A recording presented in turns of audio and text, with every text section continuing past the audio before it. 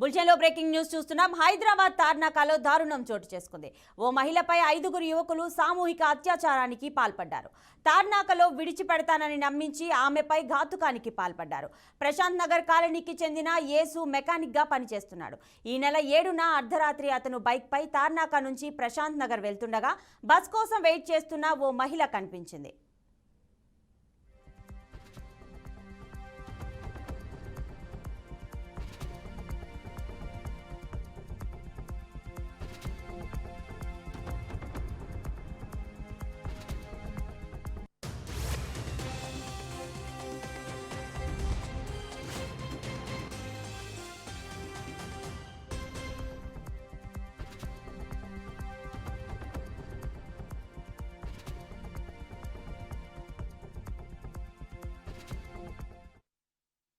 ఆమె వద్దకు వెళ్లిన ప్రశాంత్ లాలాపేటలో బైక్ పై డ్రాప్ చేస్తానని నమ్మించాడు. అతడి మాటలు నమ్మిన మహిళ బైక్ ఎక్కి కూర్చొంది. అనంతరం ప్రశాంత్ నగర్ రైల్వే క్వార్టర్స్ వద్ద నిర్మానుష్య ప్రాంతానికి తీసుకెళ్లాడు. అతడు 4 స్నేహితులను అక్కడికి పిలిచి 5గురు కలిసి సామూహిక అత్యాచారం చేశారు. వారి బారి నుంచి తప్పించుకున్న బాధితురాలు లాలాపేట పోలీసులను ఆశ్రయించింది. ఘటనపై కేసు నమోదు చేసుకున్న పోలీసులు 5గురిని అరెస్ట్ చేశారు.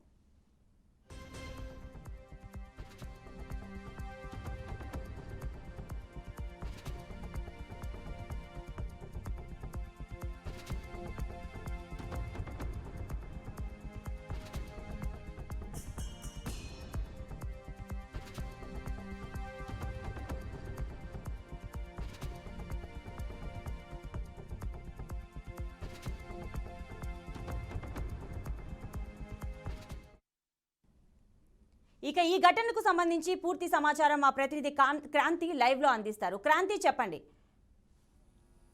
రైట్, ప్రస్తుతానికి మనం ఆలస్యంగా వెలుగులోకి వచ్చింది. ఓ మహిళపై సామాన్య అత్యాచారానికి అయితే పాల్పడిన 5గురు కామాంధులను మాత్రం లాలాగూడ పోలీసులు అదుపులోకి తీసుకొని రిమాండ్కి తరలించారు. మనం ఈ నెల 7వ తారీఖు అర్ధరాత్రి పూట మన యేసు అనే అబ్బాయి, ప్రశాంత్ నగర్కి చెందిన యేసు అనే అబ్బాయి తార్నాక నుంచి వస్తున్న సమయంలో పక్కన ఉన్న ఒక బస్ స్టాప్లో ఒక మహిళ వేచి ఉండగా ఆ మహిళని, లేదు నేను డ్రాప్ చేస్తాను, ఎక్కడి వరకు వెళ్ళాలి అనేసి ఆ అమ్మాయికి మాయ మాటలు చెప్పి మరి ఆ నిర్మానుష్యంగా ప్రాంతానికి తీసుకెళ్ళి ఈ మన యేసు అనే అబ్బాయి మాత్రం ఆ మహిళపై అత్యాచారానికి పాల్పడ్డాడు.